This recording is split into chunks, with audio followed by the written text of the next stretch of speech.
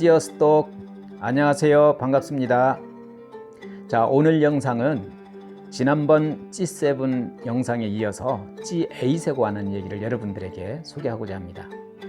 G8은 어떻게 해서 생겨났고 왜 다시 G7으로 돌아왔는지 그 역사적인 배경을 여러분들에게 알려드리겠습니다. G7은 본래 프랑스에서 1975년에 시작된 것입니다. 그 당시는 G5였어요. 이들은 미국, 영국, 프랑스, 독일, 일본이었습니다. 그리고 그 다음 해 1976년에 캐나다와 이태리를 참여시켜서 G7이 된 것입니다. 냉전 시대가 무너지자 냉전 시대 파워였던 유엔 상임이사국의 영향력이 사라지고 21세기는 G7 시대가 열린 것입니다. 자, 그러면 G8은 무엇입니까? G8은 G7에 러시아를 포함한 것을 G8이라고 말합니다. 공산주의가 무너지자 러시아도 개방정책, 개혁정책을 하면서 이념을 따라가지 않고 실리정책을 따르게 됩니다. 그래서 미국의 경제 지원을 많이 받으면서 미국하고도 많이 친해지게 되죠.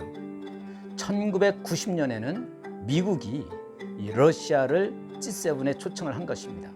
그러면서 G8이라는 말이 생겨나게 된 것이죠.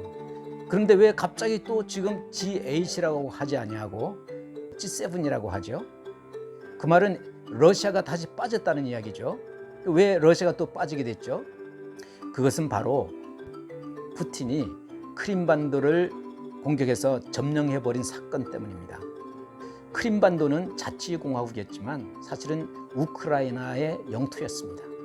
그 크림반도에서 얄타라는 도시에서 얄타 회담이 있었죠. 2014년에 우크라이나에 봄이 있었습니다. 쉽게 얘기하면 친유럽계와 친러시아계 사이에 일어난 정치적인 다툼입니다. 민주화 운동이라고도 하죠. 이 혼란 시기에 러시아계가 다수인 크림반도는 국민투표를 해서 독립선언을 해버립니다. 자, 그렇게 되면 우크라이나가 군사를 이끌고 들어가서 크림반도를 또 장악하겠죠. 독립반대하면서. 그것을 알고 러시아가 푸틴이 독립선언을 하자마자 곧바로 군대를 이끌고 가서 크림반도를 점령해버립니다. 크림반도에 있는 정치 지도자들과 푸틴 간에 이미 그런 합의가 있었던 것이죠. 우크라이나 군대가 들어오기 전에 우리가 먼저 들어가서 점령한다. 이렇게 된 것이죠. 그때부터 지금까지 약 거의 7년 이상 이 크림반도는 러시아 땅이 되어버렸습니다. 그래서 이 푸틴은 러시아에서 인기가 최고조를 당하고 장기 집권할 수 있는 기반을 다져놓은 것이죠. 자, 그러면 서방에서 가만히 있었을까요? 그렇지 않았죠. 푸틴에게 압력을 넣습니다. 크림반도를 원래 자치구역으로 복원하고 러시아군은 철수하라고 압력을 넣습니다. 그러나 푸틴이 후퇴하겠습니까? 안 하죠. 인기가 좋은데. 자, 그렇다고 서방에서 러시아를 공격할 수도 없습니다. 러시아가 가스관을 잘라버리면 유럽이 꼼짝 못하죠. 겨울에 춥습니다. 할 수 있는 것이 G8에서 푸틴을 왕따시키는 것입니다. 그래서 그 후부터는 푸틴을 초청하지 않고 G7 모임만 이루기 시작한 것입니다. 선진국 모임이지만 실상은 친미 선진국들의 정상회담이라고 할 수 있습니다. 미국은 자기들과 친한 러시아, 한국, 호주, 인도를 G7에 미국으로 초청하겠다고 했는데 아마 경제적으로 나날이 강해져가는 중국을 아마 견제하려고 할 것입니다.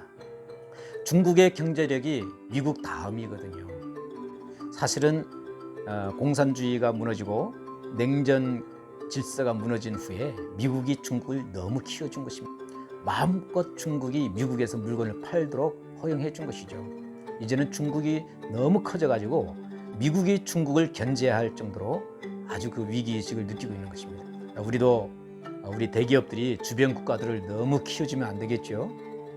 지금은 코로나 바이러스 시대요, 인공지능 시대요, 개인 미디어 시대가 왔습니다. 냉전 시대 후 큰 변화가 있었던 것처럼 세계 질서도 변하고 있습니다. 이런 시대에 과연 세계 질서는 어떻게 재편될까요? 앞으로 어떤 나라가 세계에 큰 영향을 가질 수 있을까요? 자, 오늘은 여기까지 하겠습니다.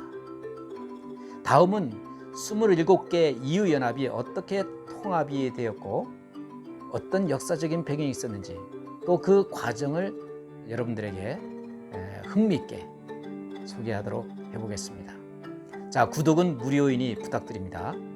시청하는 것과 구독은 완전히 다릅니다.